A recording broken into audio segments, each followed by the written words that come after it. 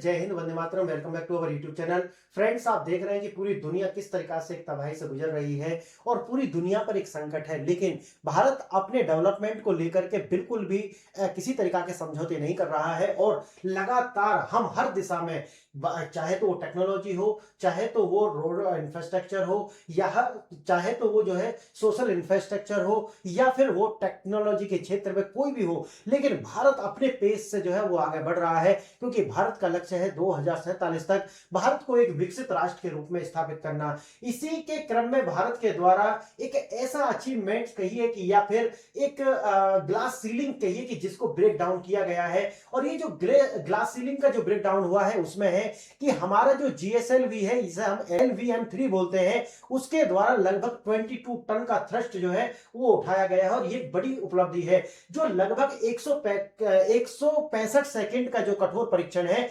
इसको पास कर लिया गया है। अब देखिए, गगनयान के लिए ये आत्मनिर्भरता भारत के लिए हो चुका है, और भारत ने इसी क्रम में आप देखोगे कि जो GTO है उसमें लगभग 4 टन, और जो लो अर्थ ऑर्बिट यानी कि LEO इसके अंदर 8 टन, यानी कि अगर आप देखोगे तो लगभग 4000 kg GTO में और 8000 kg जो है लो अर्थ ऑर्बिट में अपना कोई भी उपग्रह स्थापित करने की जो क्षमता है उसको प्राप्त कर लिया है। आइए देखते हैं आज का जो ये पूरा का पूरा जो लेक्चर है वो इसी पर केंद्रित है कि ये जो अपना LVM-3 है इसके साथ, और ये जो परीक्षण है ये आगे भारत को कहां पर स्थापित करेगा। देखिए, ये है सी लेवल टेस्ट जो है हुआ है, और ये जो सी लेवल टेस्ट है जिसमें मैंने बताया कि 165 सेकंड का ये टेस्ट हुआ था, जिसके अंदर आप जानते हैं कि एक क्रायोजेनिक तकनीक है जो इस संजन का प्रयोग किया जा रहा है, जिसके अंदर हाइड्रोजन और ऑक्सीजन को लगभग 150 degree Celsius temperature, -150 degree Celsius temperature पर लिक्विड फॉर्म में रखकर ईंधन के रूप में प्रयोग किया जाता है।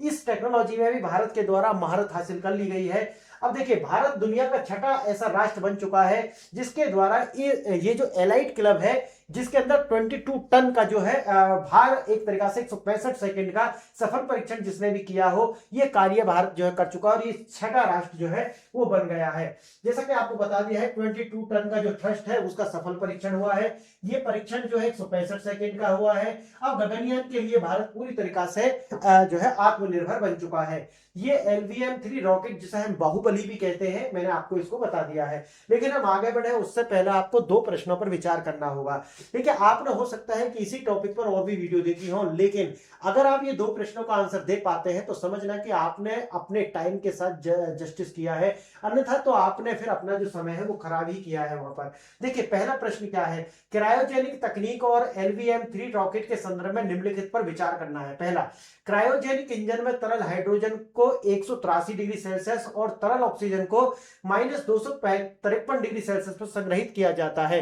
तो अभी मैंने आपको बताया है, बताना, ये पहला स्टेटमेंट है। दूसरा स्टेटमेंट, हाल ही में अपग्रेड किए गए C-32 चरण का थ्रस्ट 19 टन से बढ़कर 22 टन कर दिया गया है। तीसरा, समुद्री तरल परीक्षण सी लेवल टेस्ट मुख्य रूप से निर्वात यानी कि वैक्यूम में इंजन की दक्षता मापने में किया गया है।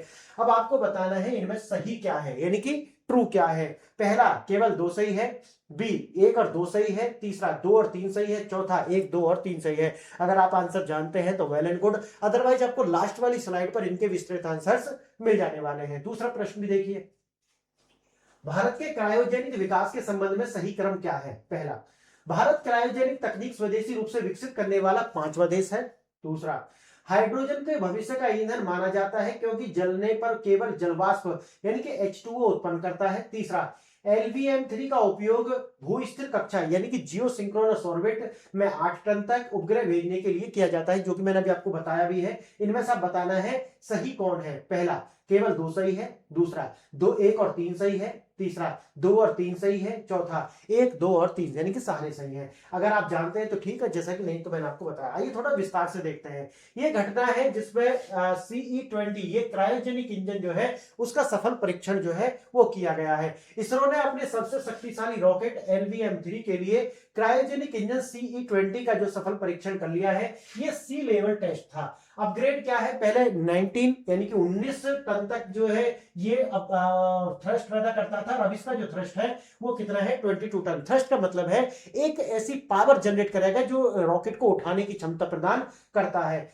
देखिए तीसरा, इसरो प्रोपल्शन कंपल्सन आईपीआरसी यानी कि महेंद्रगिरी में ये हुआ है। और भविष्य के भारी उपग्रह प्रक्षेपण और महत्वाकांक्षी गगनयान मानव रहित अंतरिक्ष विमान मिशन के लिए भी ये एक प्रमाणित जो है हो गया है इंजन। पीएसएलवी बनाम जीएसएलवी, दोनों का नाम आपने सुना होगा। अब देखिए पीएसएलवी बनाम जीएसएलवी के अंदर आप देखोगे तो पीएसएलवी का मतलब है पोलर सैटेलाइट लॉन्च व्हीकल, और जीएसएलवी यानी को जिसको एलएमवी3 भी बोलते हैं, जियो सिंक्रोनस लॉन्च व्हीकल। दोनों में क्या है, देखिए ये लो अर्थ ऑर्बिट में जो कि 500 से लेकर के 1500 किलोमीटर की ऊंचाई पर खासकर जो उपग्रह होते हैं उन्हें लॉन्च करने के लिए किया जाता है। जो आपका बाहुबली है ये जियो स्टेशनरी ऑर्बिट, जिसकी ऊंचाई है 3600 किलोमीटर 36,000 किलोमीटर, इस ऊंचाई तक जो है जो भी सैटेलाइट्स वगैरह है उनको लॉन्च करने में किया जाता है। पेलोड क्षमता आप जानते हैं, इसकी पेलोड क्षमता है 1.75 टन, जबकि अगर आप जीएसएलवी यानी कि एलवीएम3 का देखोगे तो इसको जियो सिंक्रोनस ऑर्बिट में 4 टन जो मैंने शुरू में बताया, और लो अर्थ ऑर्बिट में 8 टन की क्षमता के जो भी सैटेलाइट्स हैं उनको भी प्रक्षेपित कर सकता है। ईंधन के रूप में देखेंगे, अगर आप पीएसएलवी का देखोगे तो ठोस और लिक्विड दोनों तरीका का इसके अंदर फ्यूल यूज होता है, लेकिन क्रायोजेनिक नहीं होता। अब क्रायोजेनिक जो मैंने आपको शुरू में बताया कि 150 डिग्री से माइनस के 150 डिग्री सेल्सियस टेम्परेचर पर आपको हाइड्रोजन और ऑक्सीजन को लिक्विड फॉर्म में जो है वो स्टोरेज करना है, यानी कि उनको संपीड़ित करके आपको स्टोरेज करना है। ये अगर आपकी क्षमता है तो सब बोलते हैं क्रायोजेनिक। अब देखिए ठोस द्रव और क्रायोजेनिक, ठोस द्रव और क्रायोजेनिक ये जो है जीएसएलवी के अंदर प्रयोग होता है। 36,000 किलोमीटर की ऊंचाई पर 4 टन जैसे भारी संचार उपग्रहों को स्थापित करने के लिए हमें क्रायोजेनिक शक्ति को जो है अनिवार्य हो जाती है। अब क्रायोजेनिक विज्ञान अत्यधिक तापमान की चुनौती क्या है, शब्द जैसे क्रायो का अर्थ क्या है, बहुत कम तापमान। विज्ञान में लगभग -150 डिग्री सेल्सियस से नीचे के तापमान को ही क्या कहते हैं, क्रायोजेनिक कहा जाता है। 0 डिग्री सेल्सियस तो आप जानते हैं कि कोई भी वस्तु पानी खासकर जो क्या हो जाता है, रेफ्रिजरेटिंग हो जाता है। क्रायोजेनिक सीमा जो है वो जाती है कितना, -150 डिग्री सेल्सियस तक, यानी कि साइंटिफिक थ्रेशोल्ड यही है। -183 का अगर जाएगी तो लिक्विड ऑक्सीजन जो है -183 है ना, लिक्विड ऑक्सीजन 183 माइनस का, और माइनस के 253 पर लिक्विड हाइड्रोजन, ये दोनों जो है एक साथ मिलाए जाते हैं और इनको जो है तरीका से फ्यूल के रूप में यूज किया जाता है। तरल हाइड्रोजन ब्रह्मांड का सबसे शक्तिशाली भविष्य का ईंधन है। देखिए असीमित उपलब्धता होने के साथ साथ सर्वोच्च ऊर्जा, ब्रह्मांड में सबसे प्रचुर ऑक्सीजन के जलने के साथ यह अन्य सभी ईंधनों की तुलना में सबसे अधिक ऊष्मा और थ्रस्ट उत्पन्न करता है। दूसरा, इसका कोई भी क्या हो नहीं होता, पॉल्यूशन नहीं होता। इसका मतलब है कि अगर अवशेष के रूप में देखोगे तो सिर्फ क्या निकलेगा, पानी ही निकलेगा। तो हाइड्रोजन और ऑक्सीजन का जब दहन करते हैं तो जल वाष्प ही उत्पन्न होता है, और इसलिए इसको स्वच्छ ईंधन भी कहा जाता है, प्रदूषण नहीं होता। तीसरा, भंडारण की चुनौतियां, यानी कि हाइड्रोजन सबसे हल्की और आवारा यानी कि सक्रिय गैस है, गुरुत्वाकर्षण से इसे रोक नहीं पाता।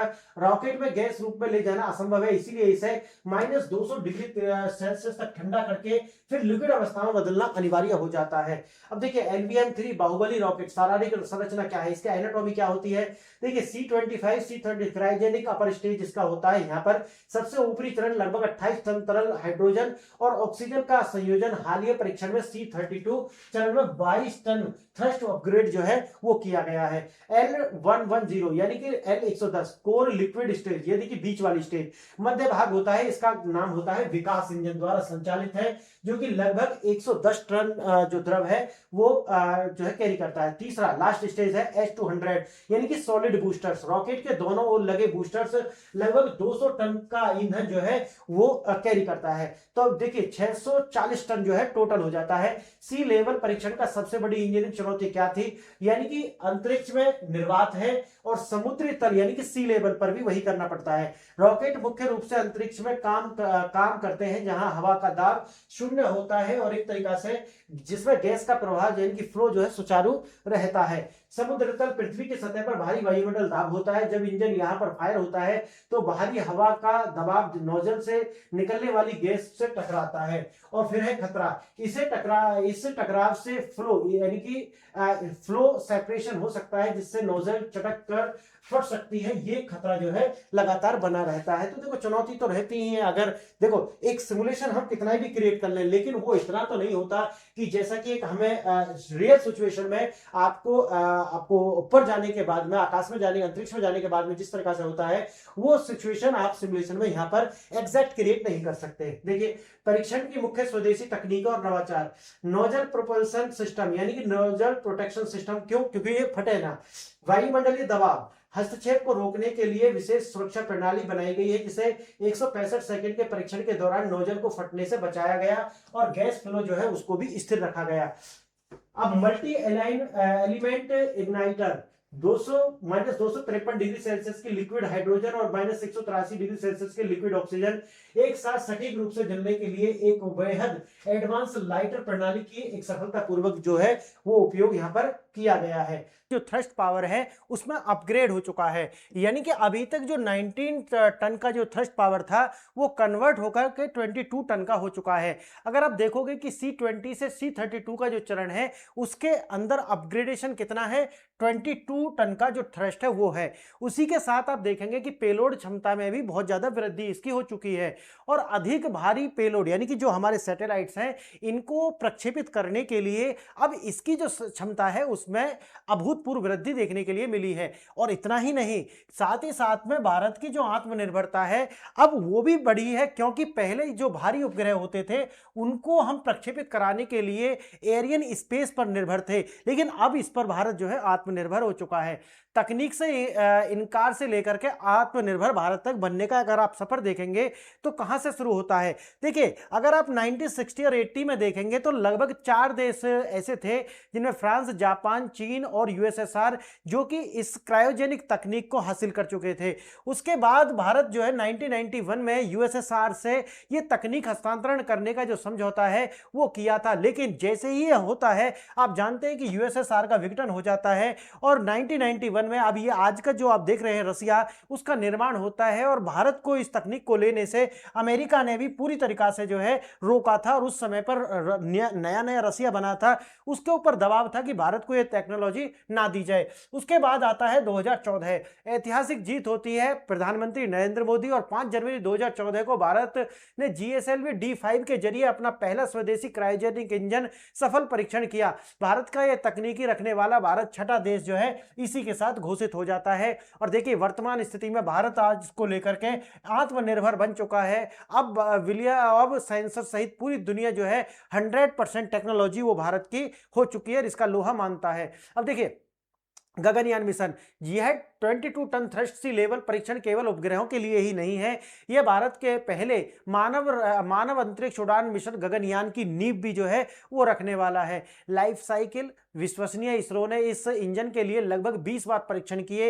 यह बार बार परीक्षण सुनिश्चित करता है कि जब भारतीय अंतरिक्ष यात्री इस रॉकेट पर बैठेंगे तो 100% सुरक्षित और प्रमाणित यानी कि ह्यूमन रेटेड होने वाला है। तो ये अपने आप में भारत का एक बहुत बड़ा जो है वो एक छलांग है और अपने आप में इसका लोहा आज भारत, पूरी दुनिया जो है वो भारत का मान रही है। और साथ ही साथ में भारत एक, आप जानते हैं कि देखिए इसमें हमने आत्मनिर्भरता हासिल करी है, तो हर तरीका से आप भारत की और भारत की जो भी इंस्टीट्यूशंस हैं इसमें इसरो की आप बहुत ज़्यादा जो है प्रशंसा कर सकते हैं। फ्रेंड्स, जो मैंने आपसे प्रश्न पूछे थे उनमें पहले का जो आंसर है वो ए सही है, ए का मतलब है केवल 2 सही है, आप इसकी व्याख्या पढ़ लेंगे। और दूसरा जो प्रश्न मैंने पूछा था उसका भी आंसर ए यानी कि 2 सही है और इसका भी आप पूरा व्याख्या पढ़ लेंगे। फ्रेंड्स, अगर आपको लेक्चर अच्छा लगा है तो आप मेरे चैनल को सब्सक्राइब कर सकते हैं और आपको अगर ये PDF चाहिए तो टेलीग्राम चैनल से जुड़ जाइए जिसका लिंक आपको डिस्क्रिप्शन बॉक्स में दिया गया है।